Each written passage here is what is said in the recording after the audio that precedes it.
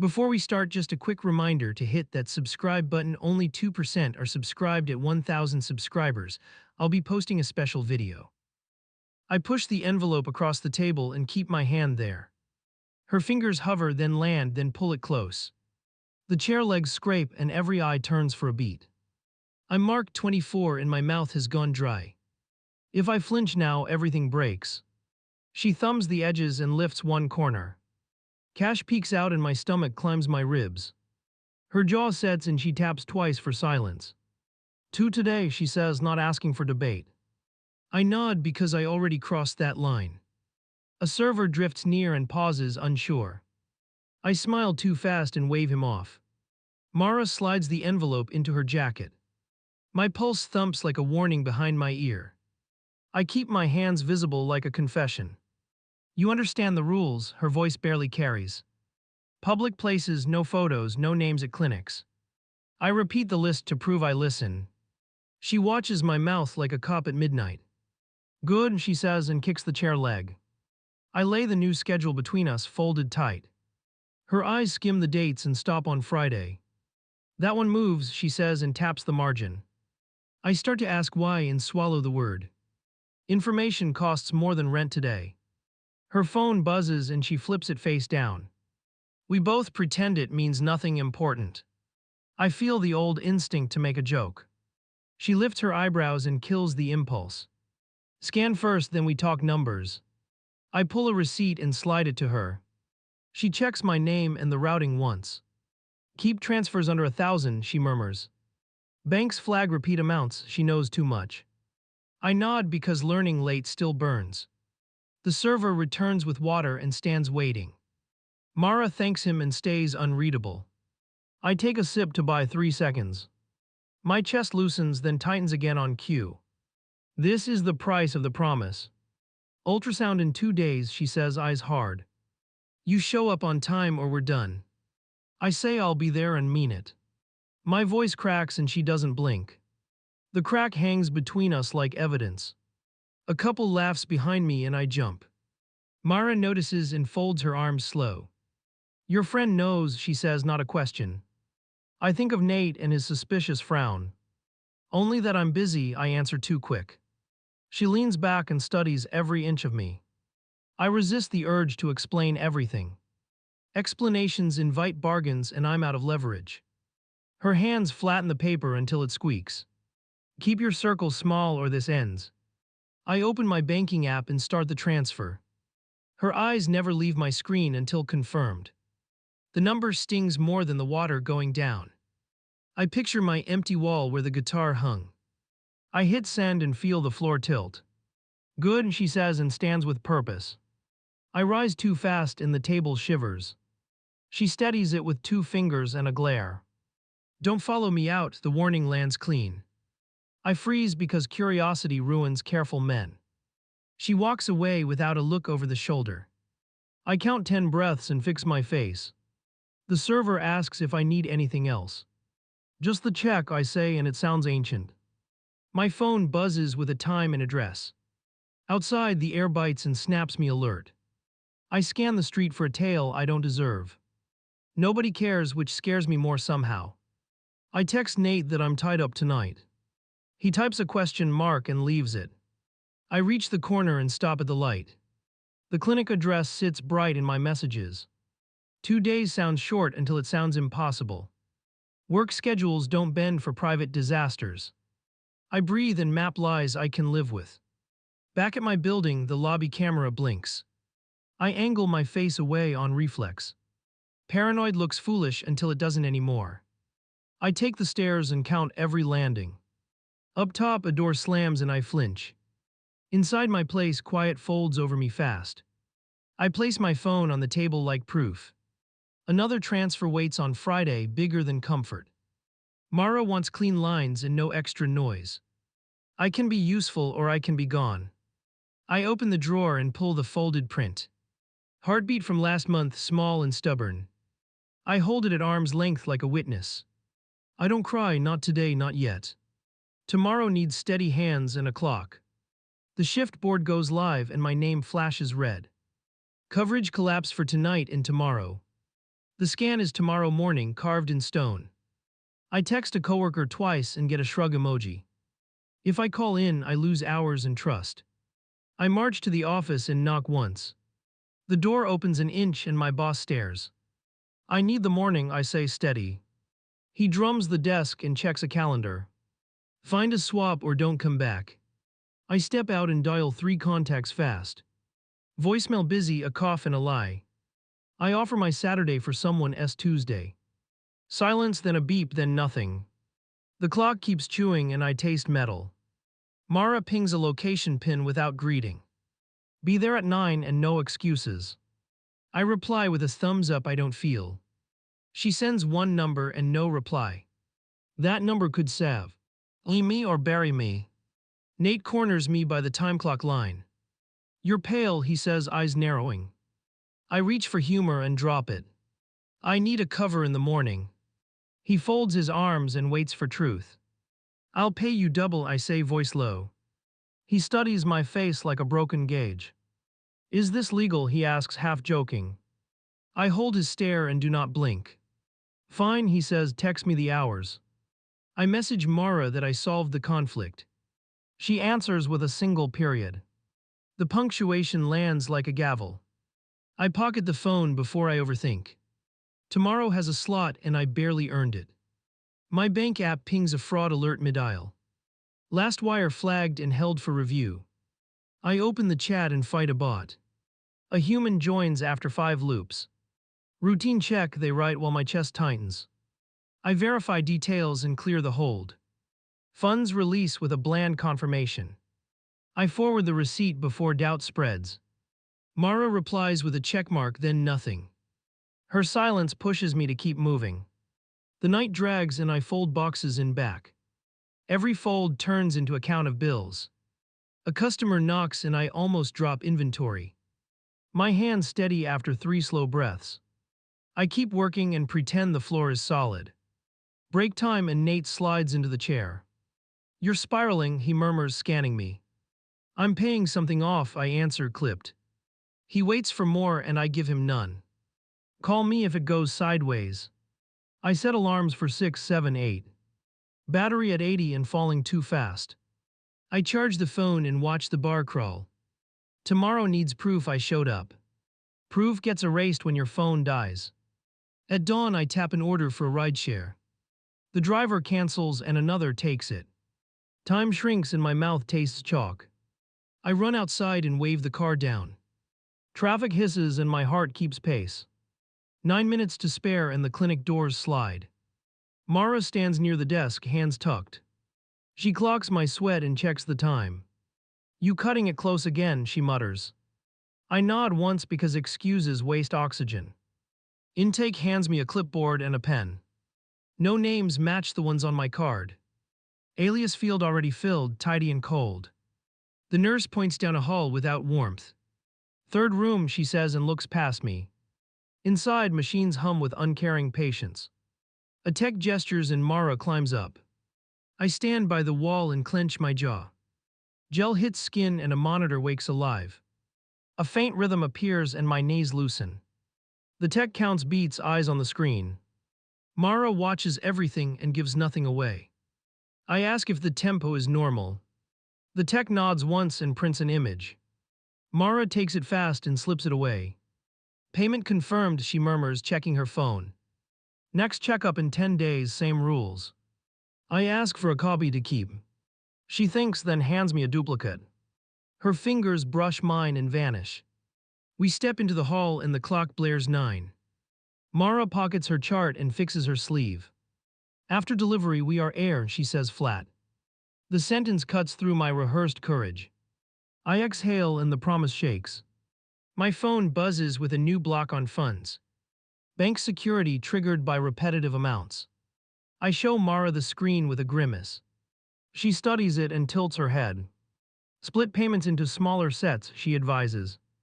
We exit separately into a thin morning. Nate texts a thumbs up in a skull. Boss messages 2 words, we'll talk. Both threads ache in different ways. One saves me while the other loads the gun. I hide the print in my jacket liner. Backing tears when I push it too deep. A passerby bumps my shoulder without apology. Mara is already gone around the corner. I follow only with my eyes and restraint. Work calls before I reach the bus stop. Come in early, the manager barks harsh. I say I am en route already. He grunts and hangs up with a sigh. Another conversation waits like a trap. I grab a coffee and spill on my wrist. It burns enough to wake a new fear. What if a single mistake wrecks this? What if caution still isn't enough? I wrap the sting with a napkin and move. By midday, the boss pulls me into the office. He waves a write-up and studies my posture. You want hours, you give notice, he shrugs. I gave notice, I answer and hold steady. He slides the paper anyway and watches.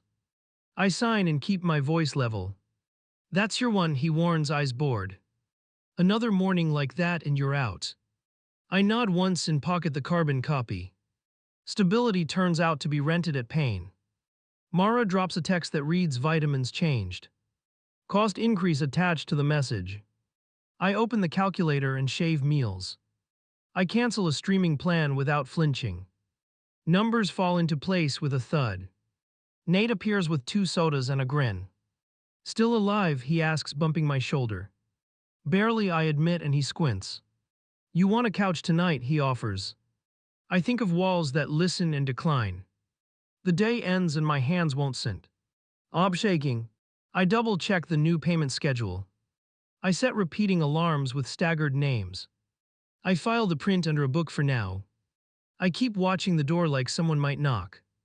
Before sleep, I draft a message for emergencies. Short, clear, no extra words at all. If something happens, Nate gets the text. If nothing happens, it stays unsent. Either way, I'm done pretending tomorrow is simple. The message hits before sunrise and kills the alarm. Bring cash only today and break it into 5s. Keep bills separate and don't use envelopes. My balance can handle it, the withdrawal limit can't. I lace my shoes and head out fast.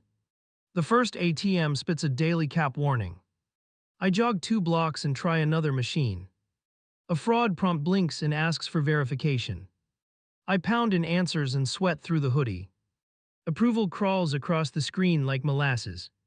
I loop the neighborhood until my pockets sag. Every stop risks a camera capture and a flag.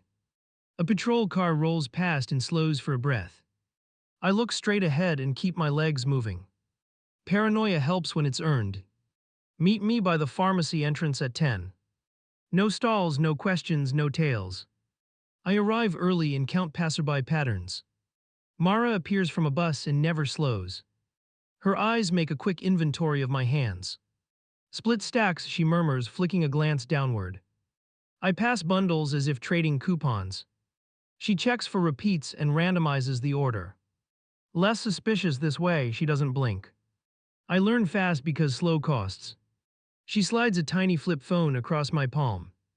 Use this for anything related from now on. A single number sits in the contacts list. Delete threads after reading, her jaw hardens. I pocket it and feel the weight double. I need your signature on this today. She produces a folded sheet from a book.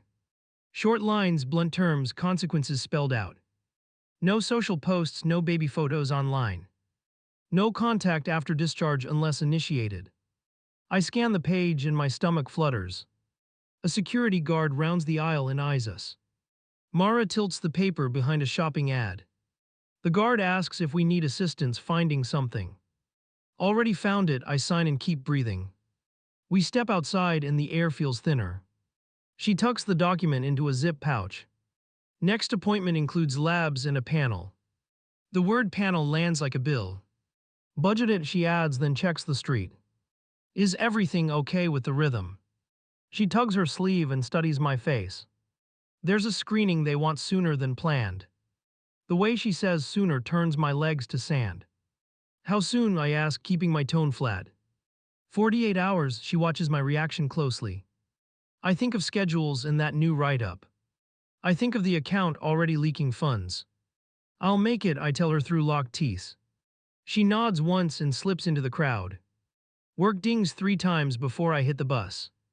Come in early or lose next week's shifts. I answer with a compromise and get nothing back. Nate texts a single word backup.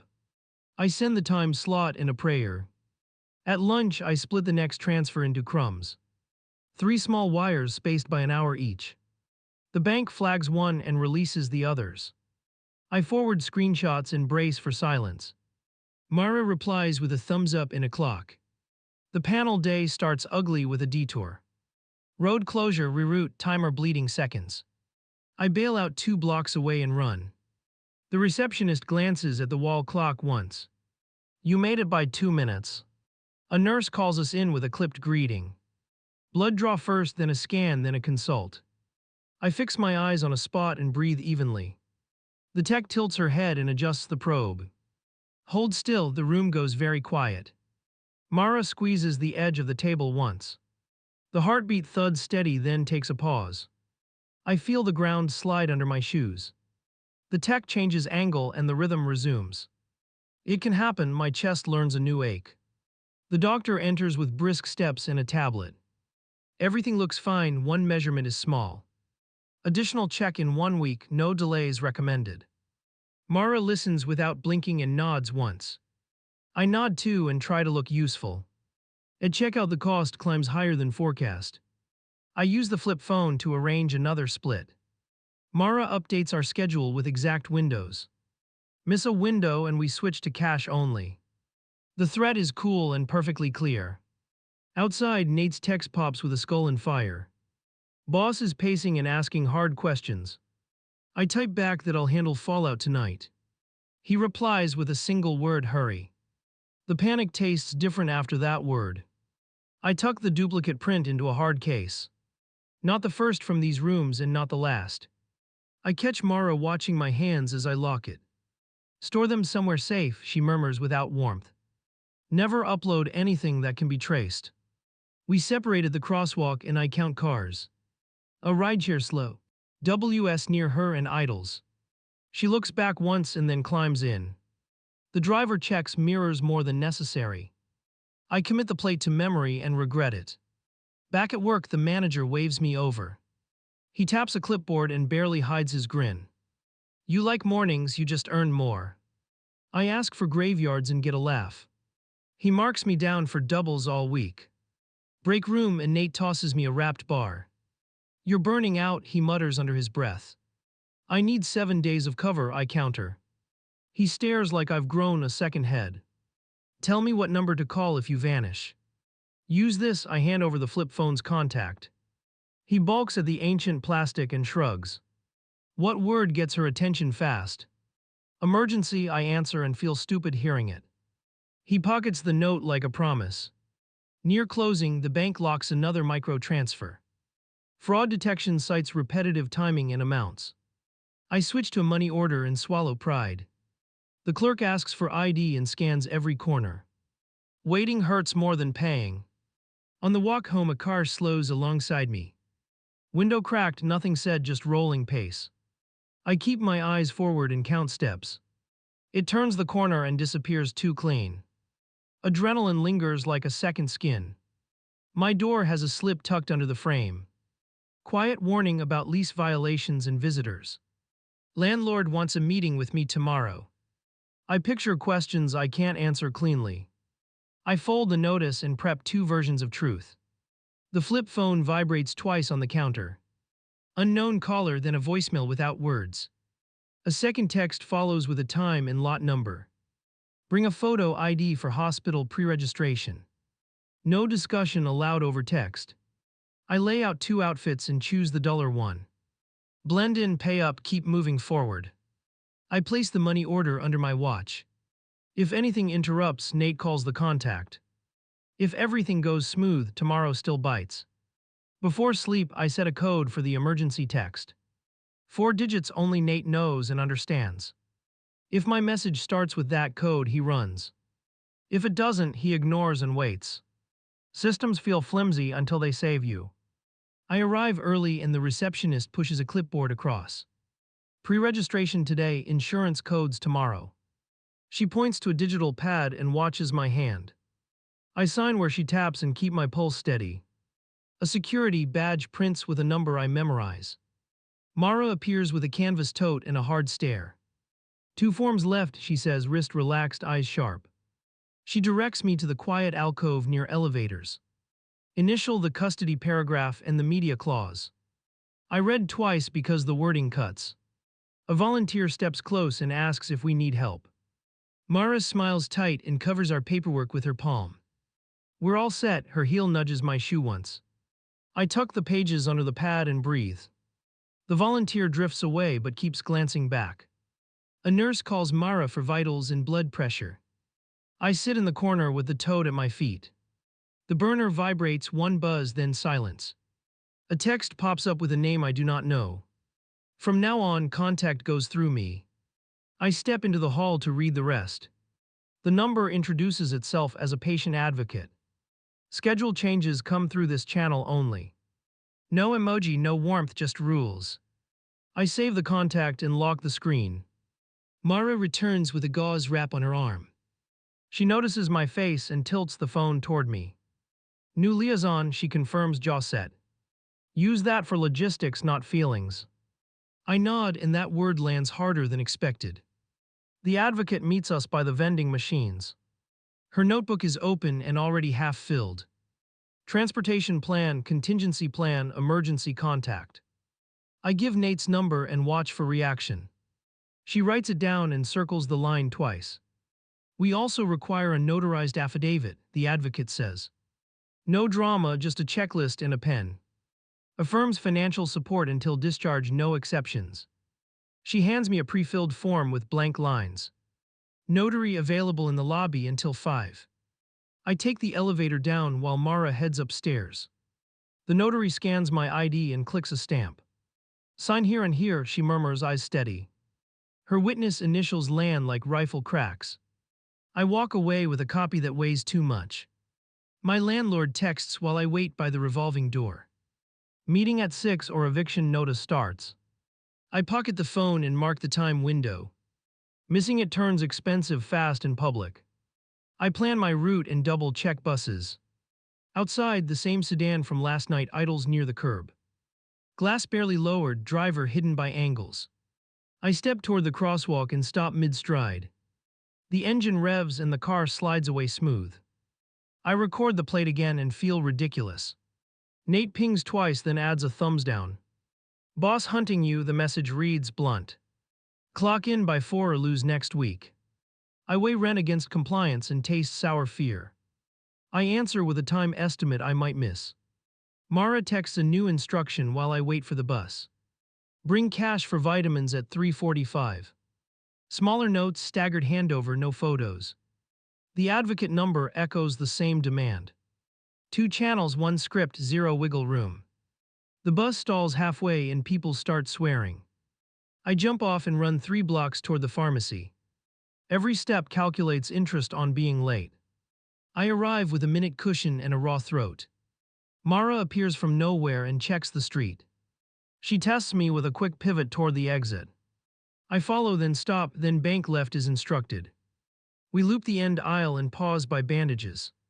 Hand off now, she whispers without looking up. I split the bills into 3 and pass them quick. Her phone lights with a call she doesn't answer. She reads the screen and flicks it dark. Hospital wants a growth scan next week. Her voice turns quiet and precise. Do not miss it, not even by a minute. I nod and pocket the receipt she presses to my palm. It lists a bundle and a drug I cannot pronounce. Keep that, she says, already stepping away. If something goes wrong, show anyone this first. The word wrong crawls under my skin and stays. I sprint to work and clock in breathless. The supervisor waves me into the back with a smirk. Corporate visit tonight, he says, tapping his watch. Don't disappear again, his eyes stick to mine. I smile like nothing is shaking inside me. 2 hours in, the advocate calls during restocking. Confirming tomorrow's lab courier and your availability. I confirm and then ask about the small measurement. She pauses long enough to chill my hands.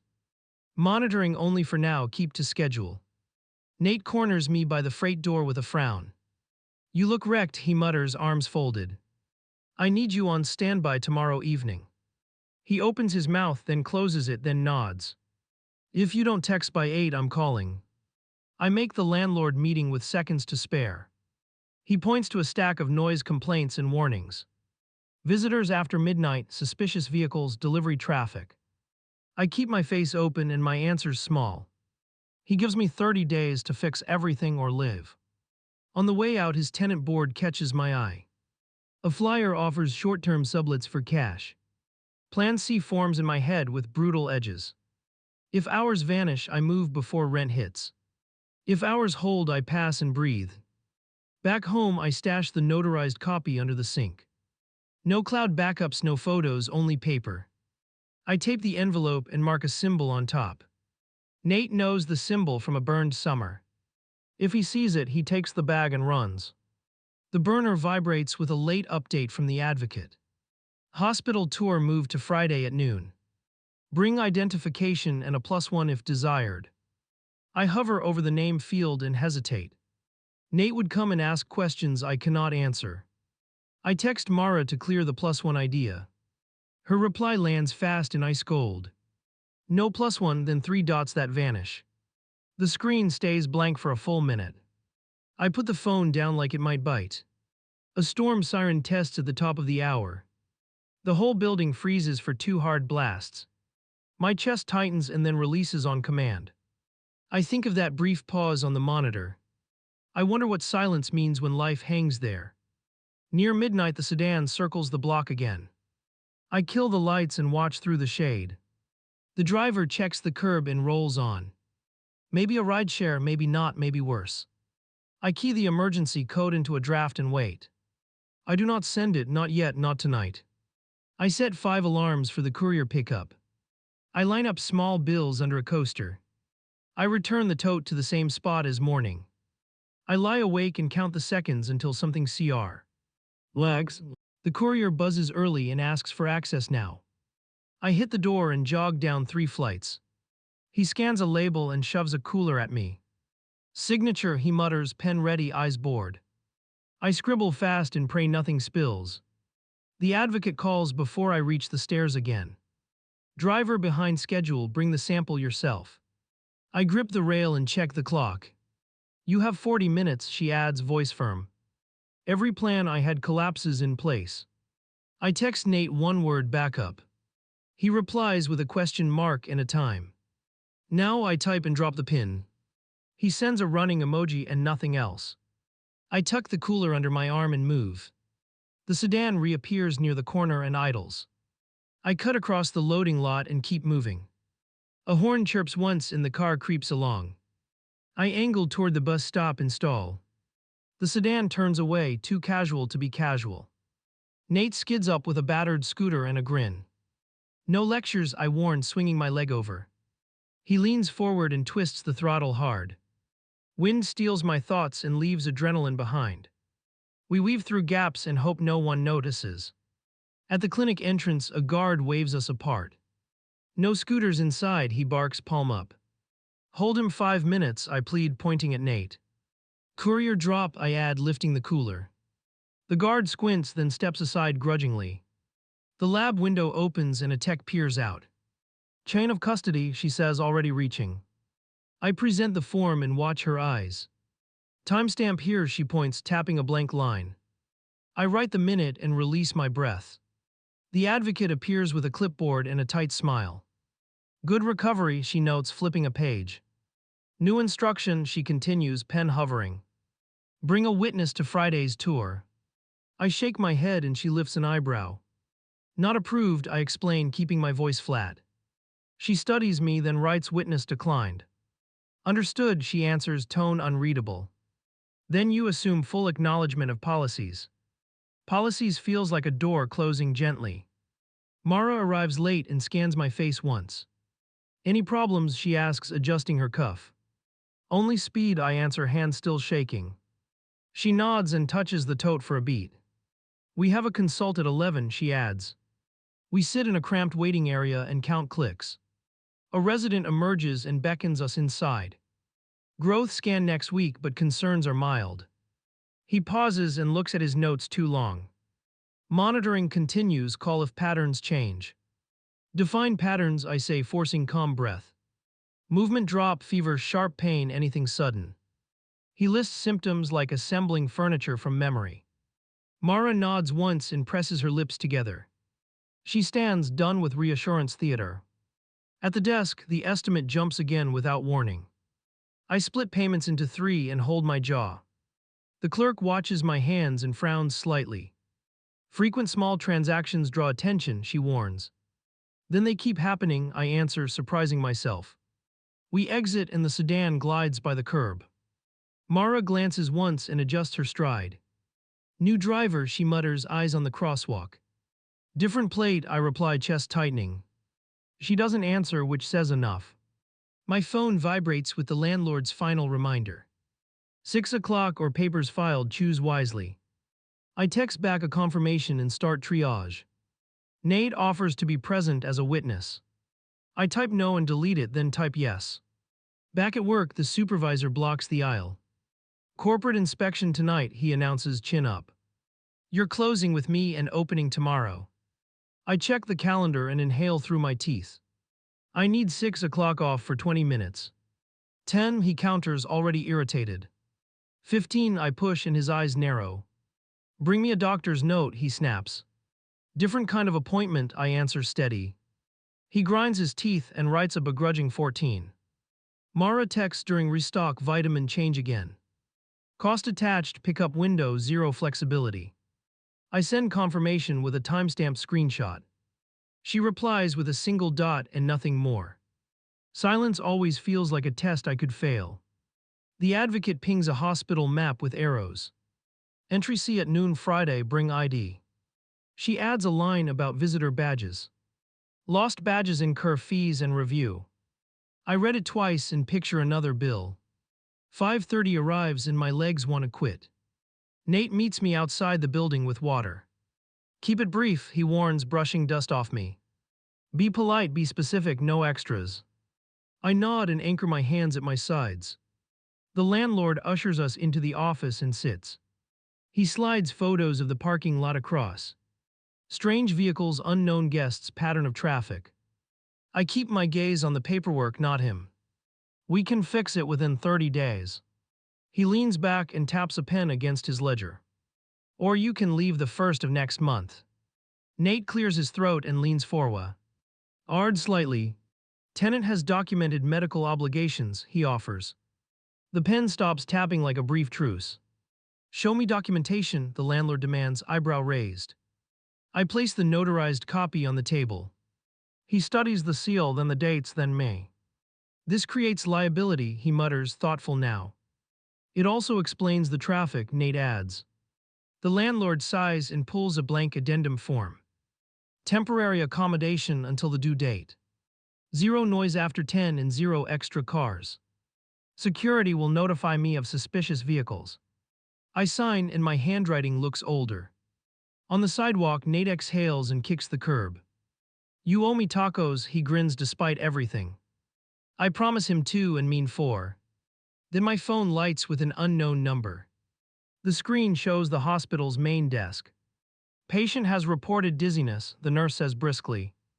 Come to monitoring as soon as possible. I swallow and check the time against my shift. I text the supervisor one word, emergency. He responds with an expletive and nothing helpful. Nate grabs my elbow and steers me to the street. I'll get you there faster, he says, jaw tight. We flag a car and jump in without thinking. Traffic congeals near the viaduct and time curdles. I pound out a message to the advocate en route. We reach the entrance and sprint toward monitoring. A clerk hands me a visitor pass without expression. I follow signs and nearly run into a porter.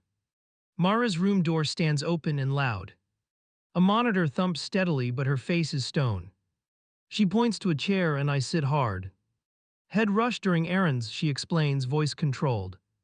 They want a longer scan and fluids. I nod and watch the line climb and fall. Every bounce feels like a verdict. A nurse checks vitals, efficient and brisk. We're keeping her an extra hour, she states. Doctor will review everything before discharge. Mara stares at the ceiling like a battlefield. I ask if she needs anything besides quiet. Pay the balance at the window, she replies dryly. The words cut, but they're accurate and immediate. I stand and head for the desk. The advocate materializes behind me without warning. Insurance pre-authorization approved, she announces, almost relieved. Balance still due after the adjustment, the clerk adds. I run the card and wait for the beep. Denied on first pass, then accepted on second. She hands me a receipt with an apologetic nod. The advocate notes the figure and underlines it twice. Back in the room, the doctor scrolls through charts. Everything stable, hydration and rest recommended. Next scan still scheduled for Tuesday. He looks at both of us and pauses deliberately. Any stressors need addressing sooner than later. We sign discharge and step into the hall. Mara adjusts the strap on her bag again. From now on, meet only at medical facilities. Her voice leaves no room for argument or charm. We cut public handoffs and random meetings. Understood, I answer even as plans crumble. She nods toward the exit and keeps walking. The advocate follows with a clipboard and pace. Tour remains Friday at noon, no guests, she reminds. I nod again and memorize the tone. Outside, the sedan waits across the street like a riddle. Nate clocks it and shifts his stance. Same make, different number, he mutters, uneasy. I feel the skin on my neck tighten. Mara looks once and keeps moving without comment.